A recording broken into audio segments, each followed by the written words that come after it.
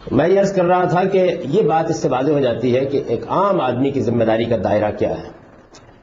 اب اسی کے تحت یعنی تواصو بالحق کی جو ذمہ داری ڈالی گئی ہے اور امر بالمعروف اور نہی عن المنکر کی جو تلقین کی گئی ہے، اسی کے تحت رسول اللہ صلی اللہ علیہ وسلم نے مسلمانوں کو ہدایت فرمائی کہ وہ اگر کوئی منکر دیکھیں تو اپنے دائرہ اختیار میں اس کا ازالہ کرنے کی کوشش کریں. اگر کوئی منکر چیز دیکھیں، کوئی برائی کی بات دیکھیں تو اپنے دائرہ اختیار میں اس کا ازالہ کرنے کی کوشش کریں. یہ روایت میں نے کل بھی توجہ دلائی تھی کہ ہمارے ہاں بڑے مسائل کا باعث بن گئی. لوگوں نے اس کے معنی عام طور پر یہ سمجھے ہیں کہ ان کے پاس اگر طاقت ہے تو ذمہ داری ان کی یہ ہے کہ جہاں کسی برائی کو دیکھیں اس کا ہاتھ سے ازالہ کریں. ظاہر ہے کہ اس میں یہ بات بیان ہوئی ہے. اب یہ جو صورتحال ہے، اس صورتحال کے کچھ لازمی نتائج نکلتے ہیں. یعنی اگر کسی آدمی کے پاس ہمت طاقت ہوگی، وہ باہر جا رہا ہے، چل پھر رہا ہے، اس نے دیکھا کہ کسی منکر کا کسی نے ارتکاب کیا ہے تو اسے گریبان پکڑ لینا چاہیے. اس کی وجہ یہ ہے کہ جب آپ کسی چیز کو ہاتھ سے روکنے کی کوشش کریں گے تو اس کی ضمانت نہیں دی جا سکتی کہ دوسرا مزاحمت نہیں کرے. تو یہ چیز ایک بڑے فساد پر منتقل ہو جائے گی. یعنی یہ چیز اچھا پھر یہ کہ روایت کے اندر جیسے میں ابھی آپ کو توجہ دلاؤں گا، آپ اتر کر دیکھیں تو معلوم ہوگا کہ کوئی صورتحال کو قبول بھی نہیں کرتی. مثال کے طور پر یہ دیکھیے کہ موجودہ زمانے میں بعض لوگ یہ کہتے ہیں کہ اصل میں یہی وہ طریقہ ہے جس سے ہم سوسائٹی میں اسلامی انقلاب برپا کر سکتے ہیں. یعنی یہ ایک طریقہ ہے کہ ہم نکلیں گے اور نکل کر لوگوں کو بالجبر منکر سے روک دیں گے. لوگوں کو جب آپ بالجبر منکر سے روک دیں گے تو یہ گویا آپ اپنے ایمان کا تقاضا پورا کر رہے ہوں. سوال یہ ہے کہ اس وقت لوگوں کو بالجبر منکر سے روکنے سے آپ کو کون سی چیز روک رہی ہے؟ ایک سوال پیدا ہوتا ہے نا کہ یہاں سے آپ نیچے اترے، آپ نے دیکھا کہ یہ سامنے چورنگی میں بیٹھے ہوئے ایک آدمی شراب پی رہا ہے. نحیف نظار آدمی ہے، ایک تھپڑ کی مار ہے. اب آپ یہ بتائیے کہ آپ کی ذمہ داری کیا ہے؟ یعنی اس آدمی کو آپ روک دیں گے. جب آپ اس آدمی کو روکیں گے تو وہ بھی مزاحمت کر سکتا ہے، گرد و پیش کے لوگ بھی مزاحمت کر سکتے ہیں، جس اسٹیٹ میں آپ رہتے ہیں وہی مزاحمت کر سکتے ہیں. آپ کے اس اقدام کو اگر آپ نے قوت استعمال کی ہے تو خلاف قانون بھی قرار دیا جا سکتا ہے.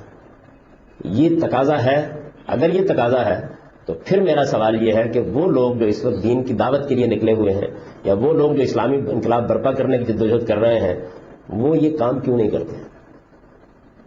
کیا وجہ؟ اس کی وجہ یہ ہے کہ اگر ان کے اصول کے اوپر دیکھا جائے تو اس وقت تو اتنے منکرات پھیلے ہوئے ہیں جس کا آپ استقصا نہیں کر سکتے.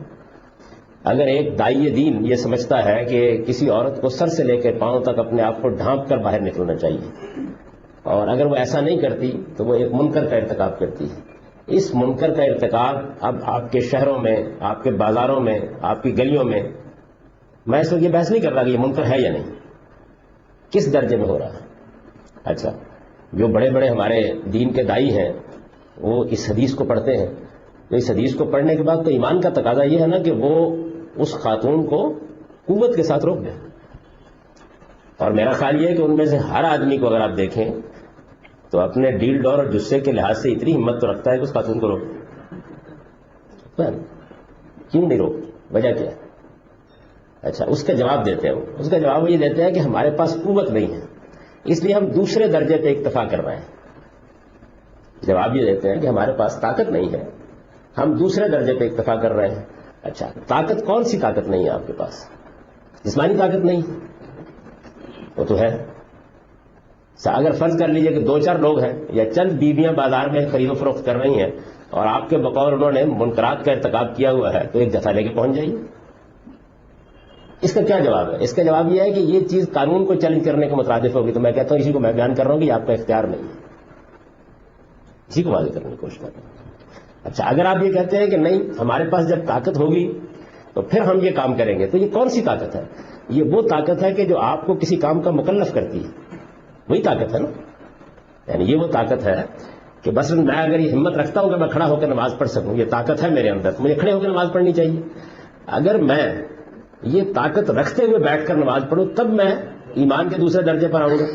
اگر میں یہ طاقت نہیں رکھتا کہ کھڑا ہو سکوں اور بیٹھ کر نماز پڑھوں تو کیا میں ایمان کے دوسرے درجے پر آ جاؤں گا؟ یعنی اگر میرے اندر طاقت ہے تو پھر تو میں اگر بیٹھ کر نماز پڑھ رہا ہوں تو دوسرے درجے پر آ جاؤں گا نا. لیکن اگر طاقت نہیں ہے اٹھ ہی نہیں سکتا، معذور ہے آدمی، اور وہ بیٹھ کے نماز پڑھتا ہے. تو اب سوال یہ ہے کہ پھر اس میں کون سی طاقت ہے جو زیر بحث ہے لم یستطع میں، کہ اگر تمہارے پاس طاقت نہیں ہے تو زبان سے. اگر یہ وہ طاقت ہے جو آدمی کو کسی حکم کا مکلف ٹھہراتی ہے تو پھر اسے دوسرے درجے پر نہیں آنا چاہیے.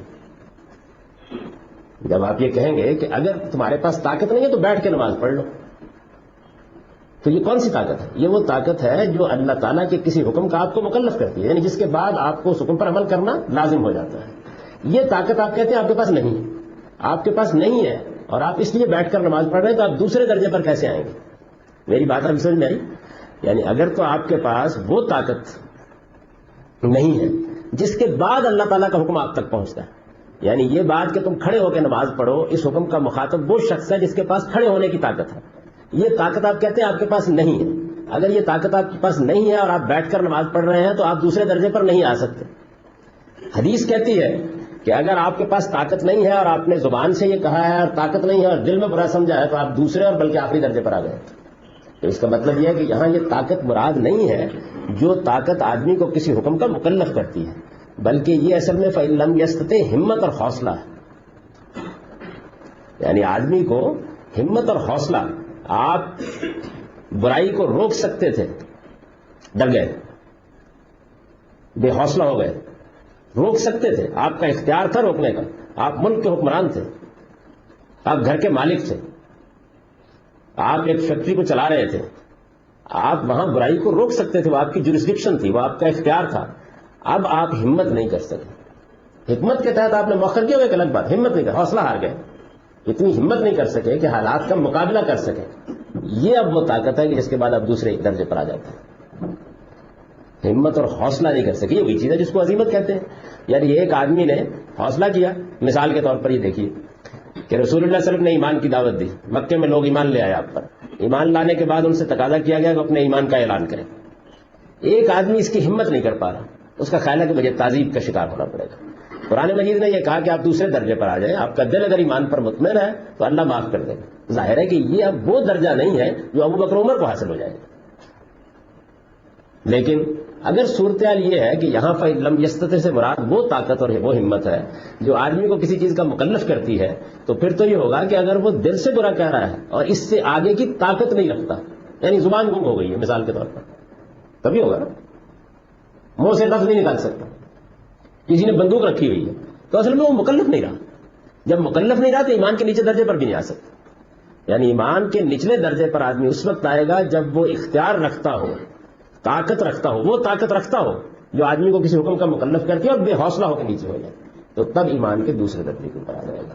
تو اس وجہ سے یہ جو روایت ہے، اور روایات کے بارے میں یہ اصول میں ذہن رکھنا چاہیے کہ کبھی ان کو اس طرح مطلق نہیں لیا جاتا. پورے دین کو سامنے رکھتے ہیں، سارے اس کے نظام کو دیکھتے ہیں، کیونکہ روایات کا معاملہ یہ ہوتا ہے کہ بعض اوقات ایک آدمی نے ایک بات سیاق سباق سے ہٹ کر سنی ہے، اس نے ایک جملہ روایت کر دیا ہے، ایک ٹکڑا بیان کر دیا ہے، سب میں رکھ کر دیکھتے ہیں، پھر دیکھتے ہیں کہ اس کا مطلب کیا ہے. اب اس وجہ سے میں اس پر یہ شرط عائد کرتا ہوں کہ یہ روایت در حقیقت آدمی کے دائرہ اختیار میں اس کی ذمہ داریوں کو بیان کرتی ہے.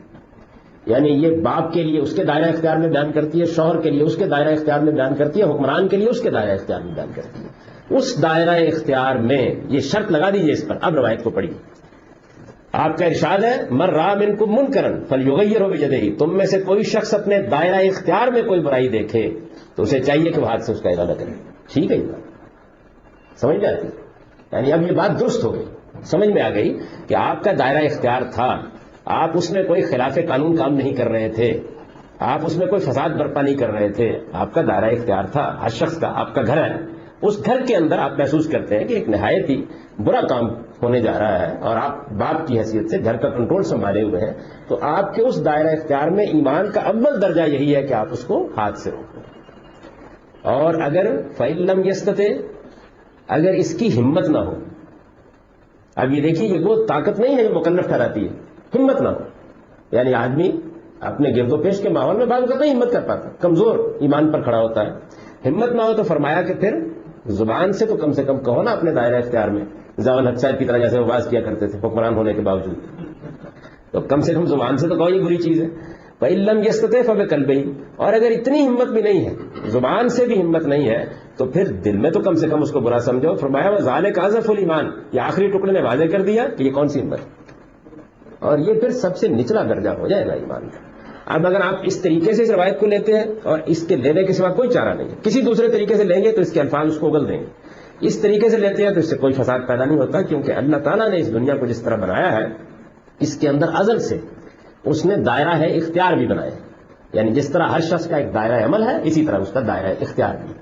یہ دائرہ اختیار بدلتا رہتا ہے، یعنی آدمی بیٹا ہوتا ہے تو ظاہر ہے کہ وہ اپنے باپ کے تحت ہوتا ہے، جس وقت وہ جوان ہو کے شادی کرتا ہے تو شوہر کی حیثیت سے اس کا ایک دائرہ اختیار وجود میں آ جاتا ہے، پھر جب وہ بچوں کا باپ بنتا ہے تو باپ کی حیثیت سے اس کا دائرہ اختیار وجود میں آ جاتا ہے، وہ کسی جگہ کوئی ادارہ قائم کرتا ہے تو وہاں اس کا ایک دائرہ اختیار وجود میں آ جاتا ہے، اور اگر کوئی شخص کسی نظم حکومت کو سنبھالتا ہے تو وہاں اس کا ایک دائرہ اختیار وجود میں آ جاتا ہے۔ تو اصل میں ہر انسان کو آپ دیکھیں تو کسی نہ کسی لحاظ سے وہ اپنا ایک دائرہ اختیار رکھتا ہے، اس دائرہ اختیار کے اندر جہاں آپ کو قانونی حق حاصل ہے، جہاں آپ کا ہاتھ پکڑنے والا کوئی نہیں ہے، جہاں آپ ایک برتر حیثیت کے مالک ہیں، جہاں آپ کے پاس ہر طرح کے اختیارات موجود ہیں، وہاں اگر آپ کوئی برائی دیکھتے ہیں تو وہی جو نصیحت کرنے کی ذمہ داری ڈالی گئی ہے، اب وہ ذمہ داری حضور کہتے ہیں کہ اس طرح ادا ہونی چاہیے، یعنی آپ اگر برائی دیکھتے ہیں تو اسے ہاتھ سے روکیں، ہاتھ سے کا مطلب یعنی طاقت سے روکیں، ختم کرا دیں اس برائی کو، اور اگر ہمت نہیں، حوصلہ نہیں، اتنی جرأت نہیں ہے تو پھر زبان سے، اور اگر اتنی بھی ہمت نہیں ہے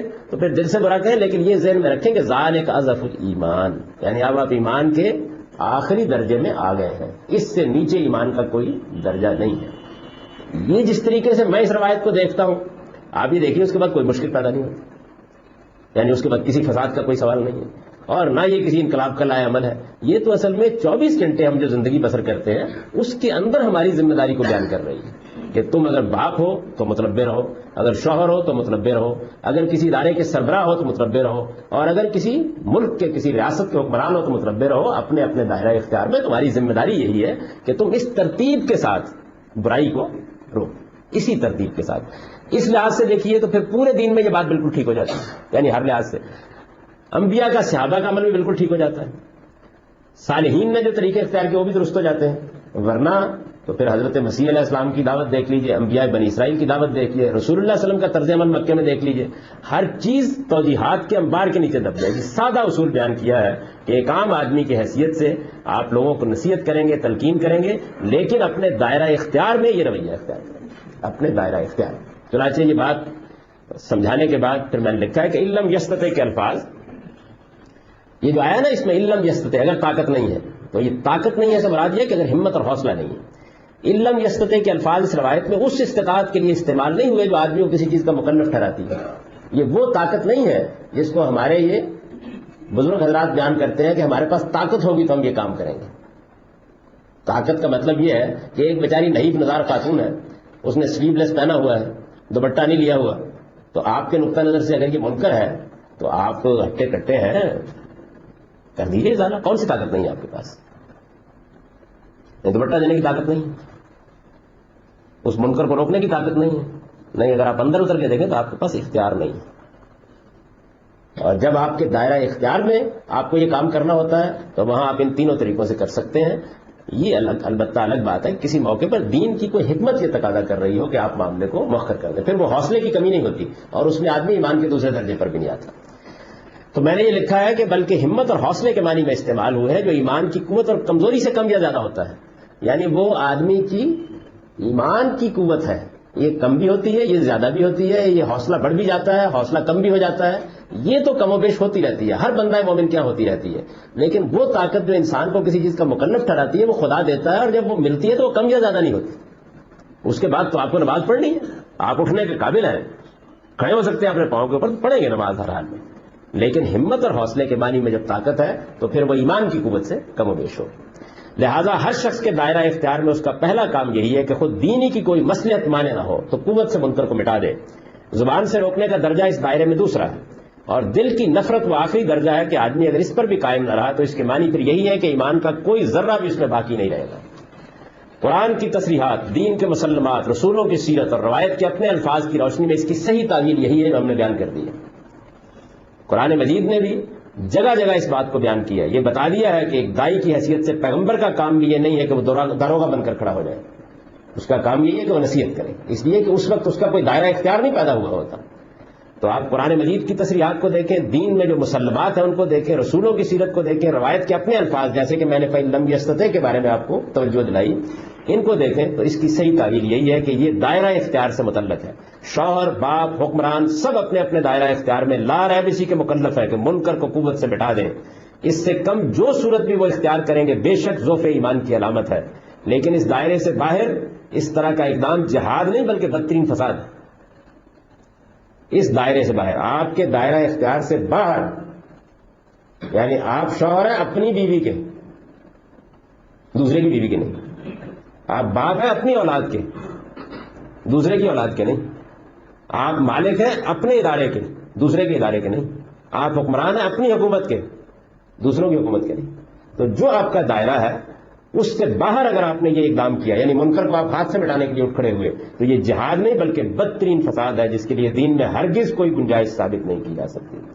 قرآن اس معاملے میں بالکل واضح ہے کہ دائی کی حیثیت سے خدا کے کسی پیغمبر کو بھی، اس سے بڑا تو کوئی نہیں ہوتا نا، دائی کی حیثیت سے، دعوت دینے والے کی حیثیت سے خدا کے کسی پیغمبر کو بھی تذکیر اور بلاغ مبین سے آگے، بلاغ مبین یعنی واضح طریقے سے بات پہنچا دینا، تذکیر نصیحت کرنا سے آگے کسی اقدام کی اجازت نہیں دی گئی. ارشاد فرمایا ہے انما انت مذکر لست علیہم بمسیطر، تم نصیحت کرنے والے ہو، تم ان پر کوئی داروغے نہیں.